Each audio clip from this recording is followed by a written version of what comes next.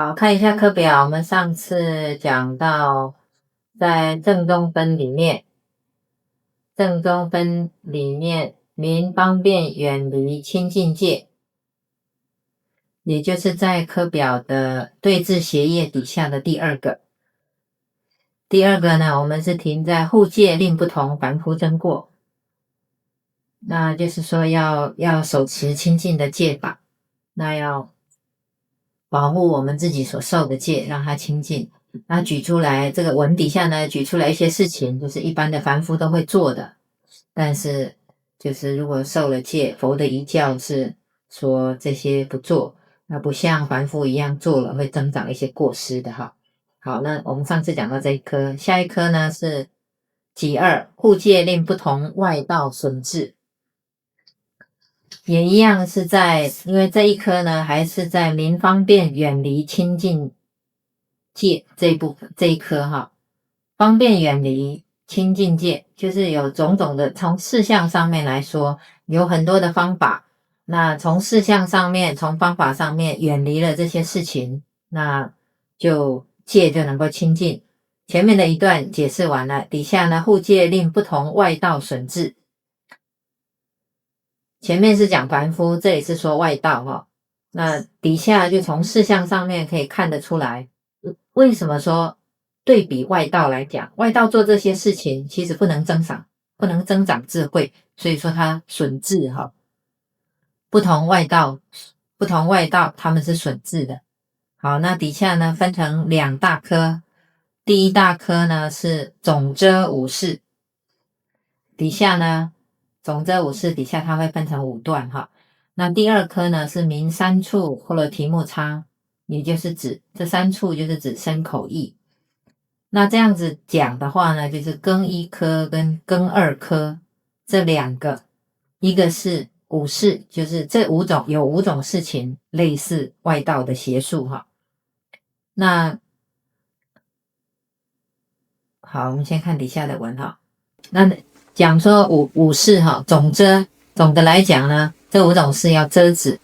第一种呢是和合汤药，第二种是占相吉凶，第3种是仰观心秀，第4个是推步盈虚，第5个是历数算计，总共有5个，皆所不应，这些都是不应该做的。那为什么不要做这5种事情呢？因为一般的外道他们邪术的跟这个类似，所以我们不做。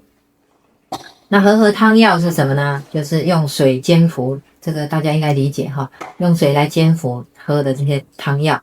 那和合是有这一味加那一味，或者是单味，或者是复方，那有很多的不同。这个是谁也会做啊？医生也会做。那你看我们现在从佛遗教经的这个角度来讲，这个和合汤药佛制说不可以，你们也可以想这是个问题。佛说不可以，但是在菩萨戒的5名里面有没有一方名？有。那这样子我们怎么来会通呢？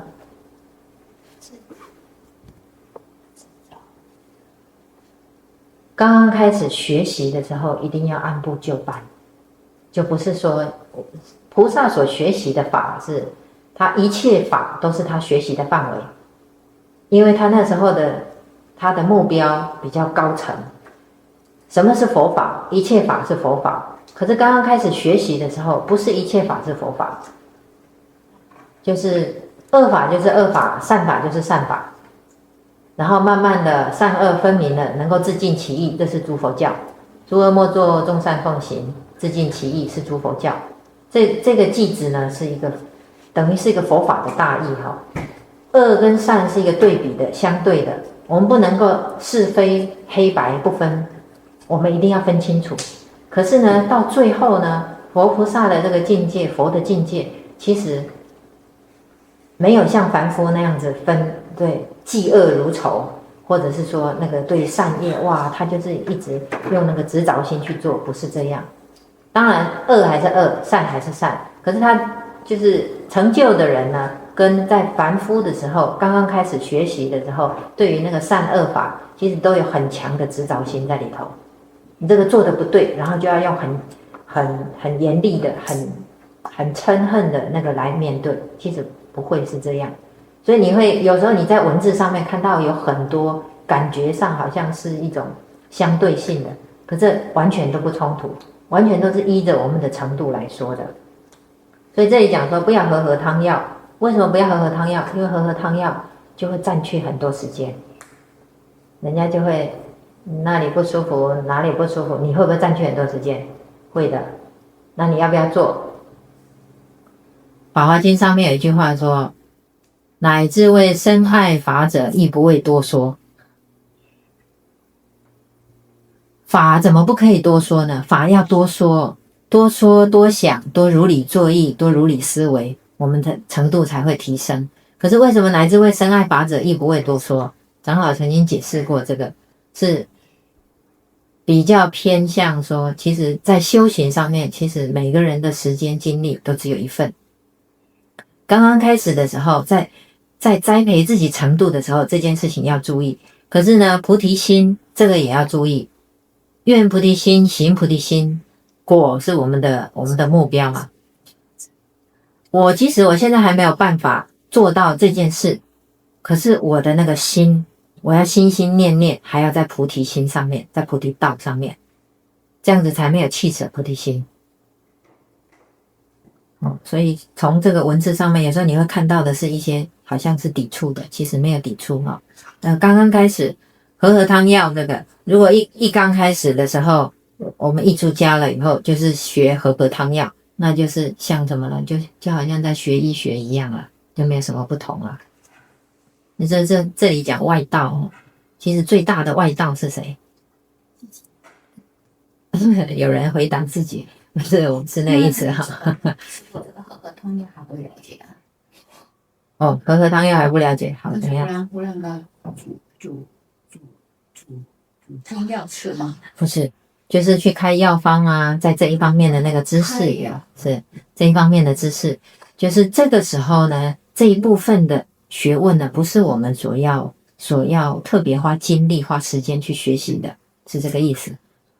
那刚刚讲说，这里讲说不同外道损智，大家有没有想过最大的外道是谁？现在最大的外道，你觉得？我说的是实际的，是哪一个团体呢？哪一些人或哪一些学问？你们想想看有没有道理哈？现在最大的外道就是科学。现在科学我们以前所学的呢，慢慢的，连原子的，就是细胞是原子核原子的这一些理论，慢慢都要被推翻了。不知道哪年哪月，这些理论就会从书上面拿出来了。那可是我们都这么学小学、中学、大学，然后一直学，都在学这些东西。所谓的外道，就是说不同于内法的思想，内法就是佛法，不同于佛法的思想就叫做外道。和合汤药，第二个呢是占相吉凶，占就是占卜，相就是面相或者说相面就看相。这个有没有人会这个占卜说什么事情这是很吉利的，或者是什么事情不吉利的？占相吉凶，这个应该很容易这个要说是外道，大家就很容易理解哈。我有看过有一个出家人不要说出家人，我看过一个人，他在带那个佛学夏令营的时候呢，他可以叫很多很多的年轻的这些高中生的，他说就拿一颗木鱼来，你敲一下，你敲一下，你敲一下，他可以从来你敲一下，你一敲只有敲一声他就可以从你敲这一声，他就可以把你的性格说的，你说准不准？他会问你，他说很准，每个都很准然后呢，他有一次到了国外去，然后他就跟一个居士，就是跟他讲，他一看到那个居士，就告诉他说，我们都说这是佛教徒这个人就告诉他说，你好像有一些灾难的事情什么时候这样子。哇，这个被讲的人从那之后呢，心里就开始不安，不安到他向另外一个就有一个师父提出来。可是这件事情从结果来看，这个并没有什么事情。他说他有什么凶事，有什么恶事的，并没有什么事情。所以这些呢，占相吉凶这些事情，其实这个都是人的程度在看。即使他会了一点术，这个不管是什么，是外道邪术，会了一点术，这个也都是在程度之内的。佛当时在世，或者是阿罗汉在世的时候，有时候他们会不会这样子，会不会这样讲？但是因为他们的烦恼灭除了，当他讲出来这些话呢，是实际的，所以有时候就叫什么受记。所以我们做任何事情，说任何话，如果烦恼少，烦恼有跟没有其实差很多的。那我们在文字上面用来形容，就是一个就是像这种，就是更类似占数吉凶、占相吉凶的这些事情。那有的你看佛在《法华经》上面，佛已说到多久多久之后的事情，可是那是一种受记，大家了解这意思哈。再来仰观星宿，就是这个天空上面的那个星星，仰观嘛哈，往天空上面看，观就是看的意思，往上看，看这些星星这个什么样子，因为他也学过这方面的知识，所以他也能够说出来一些道理。那这个也不是我们应该做的，这个道理都跟其他的一样哈。为什么我们不做这些事情？第四个推步盈虚，这个推有推算的意思哈。那为什么说推步呢？又推算，然后又有一个步，步就是走路的那个意思。就像学这方面学问的人呢，就那个日月星辰在天空这里这样子行走，因为他会走，就好像人在走路一样，所以叫做推步。那盈虚呢，有时候是满的，有的时候是就像我们月亮，有时候是满月，有的时候是黑月。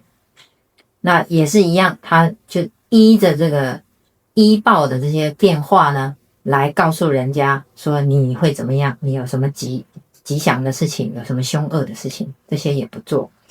那历数算计呢，这个也是这个里面都有一些相合的地方哈，但是在这一部分的学问上面来讲，它要细分的话，所以它就会分成仰观，只是仰观星宿，或者是推步这些星宿、日月星辰的这些盈虚，或者是历数算计。历数算计也可以是归观测天象。